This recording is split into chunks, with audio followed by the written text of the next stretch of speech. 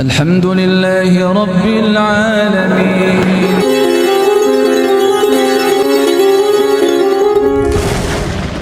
Kalimat alhamdulillah ini mencakup semua bagian as-solihat tadi itu. Maka bobotnya Bapak Ibu sekalian, itu mizan, itu timbangan di yaumil mizan, di akhir nanti itu penuh.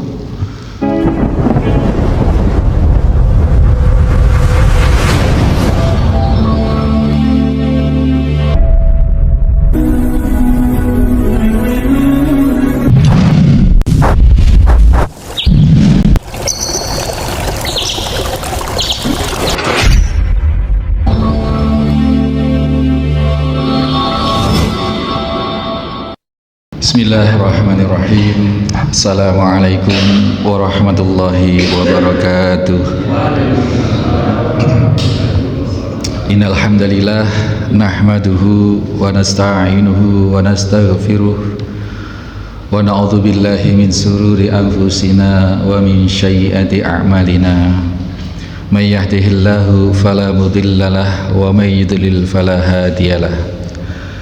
Asyhadu an la ilaha illallah wahdahu la syarikalah. Asyhadu anna Muhammadan abduhu wa rasuluhu la nabiyya ba'dah. Allahumma salli wa sallim wa barik ala Muhammadin wa ala alihi wa sahbihi wa man tabi'ahu bi ihsanin ila yaumil qiyamah. Hadirin hadirat jamaah salat subuh Masjid At-Taqwa Beringin Anom, jamaah kajian Ahad pagi Situbondo rahimani wa rahimakumullah. Ini syarat di rumah sakit yang menunggui orang yang sakit misalkan, ini harus betul-betul ketat Pak. Nunggui orang tua kita atau siapapun, harus ketika datang waktu sholat harus diingatkan, harus dibimbing, harus ditemani untuk sholat. Dan kendalanya biasanya, Ustaz, ini pempesan bagaimana? Ya dibersihkan, bersihkan dari ain, dari zat hadasnya itu. Kalau ada pupnya ya dibersihkan, memang harus seperti itu. Nggak bisa disiram, ya pakai tisu basah atau baru diwudukan. Nggak bisa pakai air, ya pakai tayamum, ditayamumkan, simple tayamum itu. Tempat yang sekiranya ada debunya itu, atau kalau tidak ada, kalau tembok-temboknya ini dicat semua jadi lapisan nggak ada debu, ya sudah ambil debu di luar, ditaruh di atas apa begitu, yang penting ada debu, ditempelkan sekali tempel plek. Bahkan boleh dikibas-kibas, kemudian diusap di muka, kemudian tempel lagi, kibas-kibas, diusap di dua tangan, selesai. Dan tayamum itu berlaku untuk beberapa kali waktu sholat. Tidak harus ketika harus sholat harus tayamum lagi, sama hukumnya dengan wudhu. Kalau sekali maghrib tayamum, isya belum batal, itu tidak usah tayamum lagi. Seperti itu. Sebagian dari iman, sebagian dari sholat. Makna yang kedua, bahwa at-tuhuru satrul iman adalah kesucian itu setengah dari keutuhan iman Islam kita. Kita ketahui bahwasannya Islam ini Pak, iman kita ini terbangun atas dua komponen, yakni komponen tahliyah dan komponen tahliyah. Ini hanya beda pakai kha dan pakai ha. Tahliyah itu adalah perbuatan kehambaan Allah, mensucikan Allah dari segala kotoran. Jadi kalau kita bertauhid, beriman, berislam, itu syaratnya satu, harus bersikap, berbuat mensucikan Allah dari segala keburukan Allah. Ya, kemudian tahliyah ini adalah membangun amal soleh, memuji Allah, dalam rangka memuji Allah atas segala kemuliaan Allah Subhanahu wa taala. Jadi dua komponen. Kalau orang mau beriman, mau berislam, jiwanya ini harus mengandung, harus mengakomodir dua hal ini. pengakuan mensucikan Allah dari segala bentuk kekurangan, tahliyah, dan beramal soleh baik melalui hati, lisan maupun perbuatan dalam rangka mengagungkan atau memuji keagungan Allah Subhanahu wa ta'ala. Maka at-tuhuru, kesucian dalam jiwa itu merupakan setengah dari iman. Ini ya makna yang kedua. Jadi at-tuhuru satrul iman. Pensucian Allah maupun pujian Allah bil qalbi, bil lisan, bil jawarih, dengan hati, dengan lisan, dan dengan perbuatan. Ya, contoh kalau misalkan satu keluarga, Pak, kalau dalam keluarga itu kehidupannya cebeh, Pak. Cebeh, tahu apa Pak cebeh? Jorok. Itu tercermin, berarti kadar imannya ya bisa masih dipertanyakan. Semakin rapi kehidupan seseorang, ya, maka semakin bisa dideteksi kualitas keimanan seseorang. Maka kalau saya dalam perjalanan tuh Pak, kemana begitu, mampir masjid, sholat, itu kualitas ya, tidak mutlak, tetapi ini sudah berlaku umum.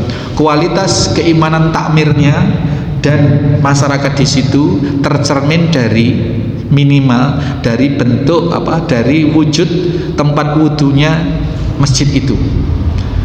Kalau tempat wudunya itu sudah airnya nggak ada, harus nimba, harus kesulitan, terus pesing semua, lumut di mana-mana, ini dipertanyakan. Ini keimanan kaum di sini, takmir kiainya, ustadznya di sini, ya ini ya kurang lebih seperti itu. Atau di keluarga tadi, patokannya ada di tempat bersucinya, tempat bersih-bersihnya. Kalau tempat bersucinya sudah jorok, ya berarti begitu kan ya. Ini maka sekarang sudah marak masjid-masjid ini sangat-sangat diperhatikan sanitasinya, kebersihannya, kewangiannya. Ada yang ditambahi, ada kopi, ada wifi, gitu Pak. Seperti itu. Tapi takmir yang konservatif, yang mempertahankan budaya lama, ya sudah, nggak boleh masjid itu selain hanya untuk sholat berjamaah. Tidak boleh untuk kajian, tidak boleh untuk macam-macam, makan-makan, minum-minum, tidak boleh. Apalagi untuk rapat-rapat.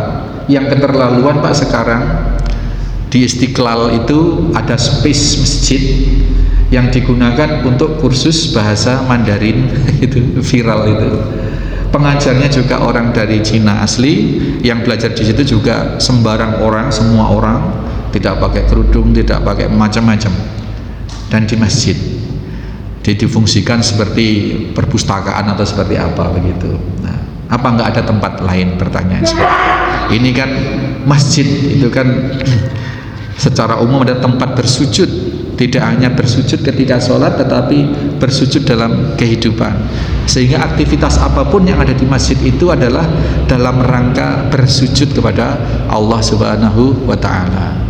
Tapi kalau sudah non muslim yang ke situ, yang ngajar juga non muslim ke situ, apa iya ada semangat bersujud di situ? Tentu tidak. Ini sudah salah fungsi.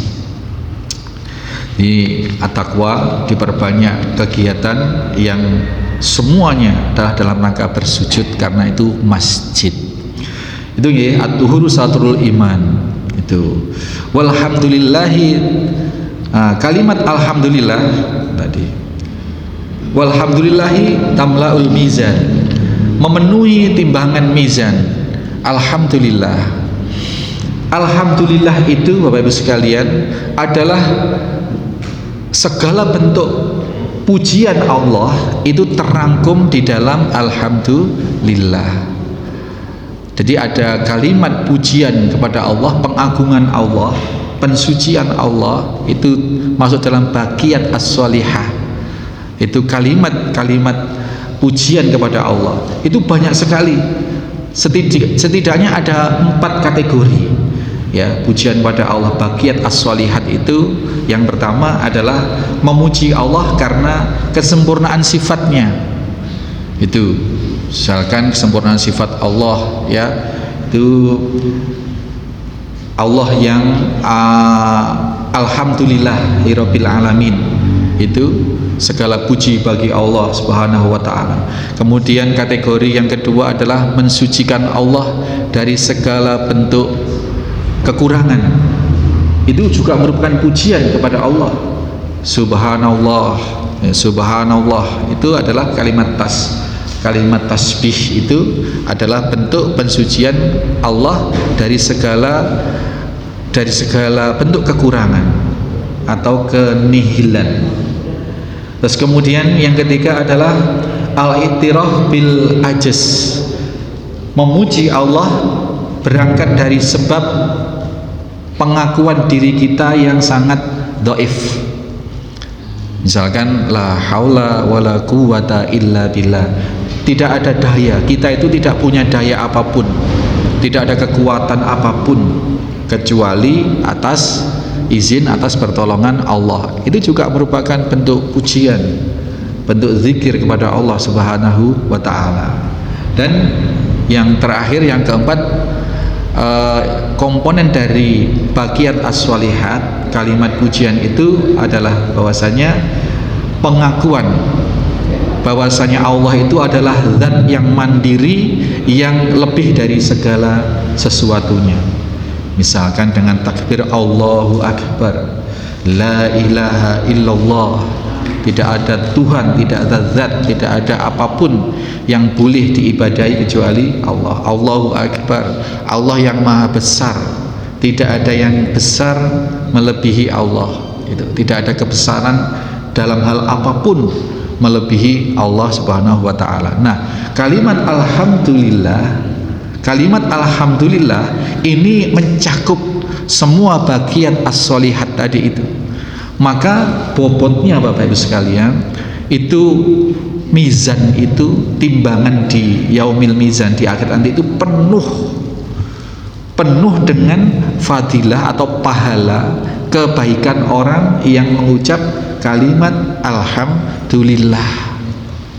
Sekali saja kita ucap alhamdulillah, ini kebaikannya sudah mencakup semua bentuk baqiyat as-shalihah, semua bentuk pujian kepada Allah Subhanahu wa taala, yang karenanya faedahnya itu memenuhi timbangan di mizan kelak. Ini Nabi yang mengatakan, Nabi SAW yang mengatakan walhamdulillahi tamla'ul mizan. Kemudian wa subhanallahi walhamdulillahi tamlani atau tamla'u ma bainas samawati wal ardh. Kalimat alhamdulillah, kalimat subhanallah dan alhamdulillah ini faedahnya tidak hanya memenuhi mizan tadi, tapi memenuhi semua ruang antara langit dan bumi.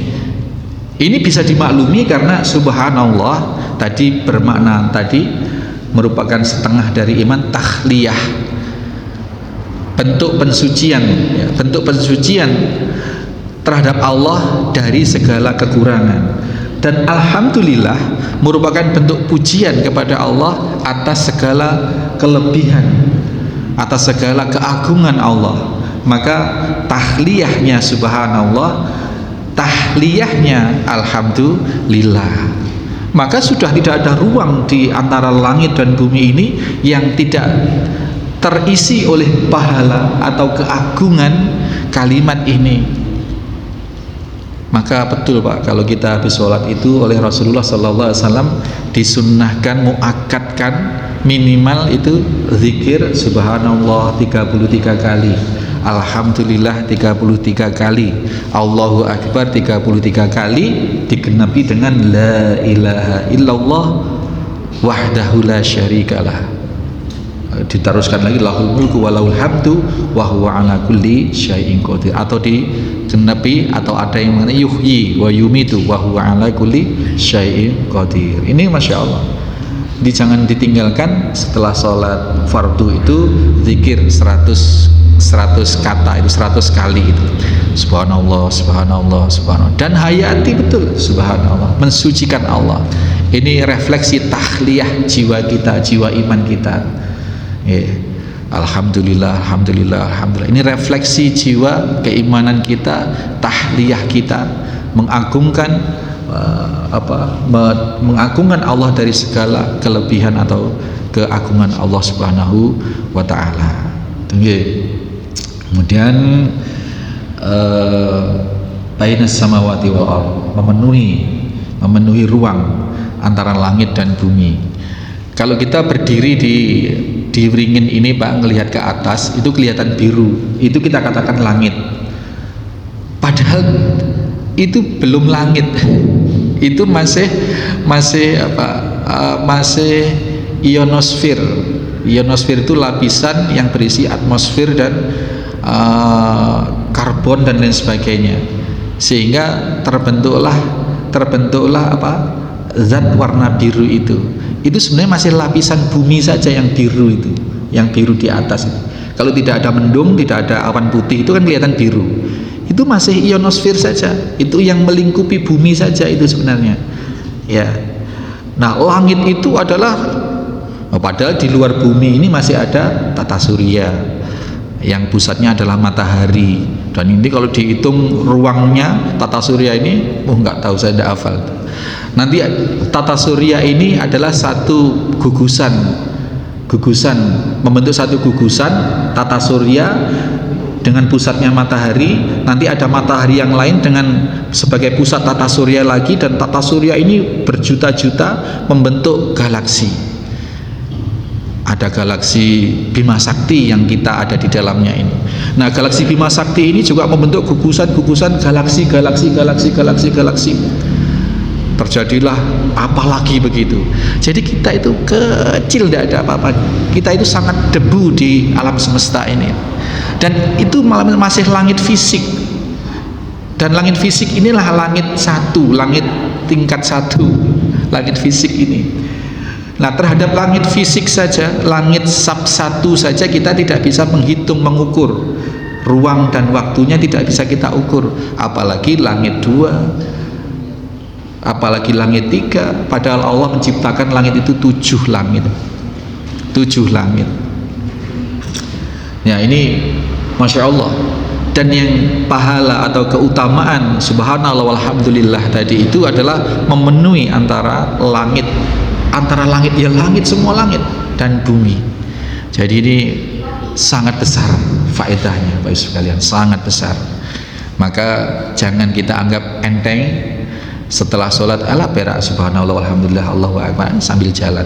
Kalau bisa sempatkan dulu lah, betul-betul kita hayati, karena sedemikian besar sekali faedah yang oleh Nabi SAW sampaikan.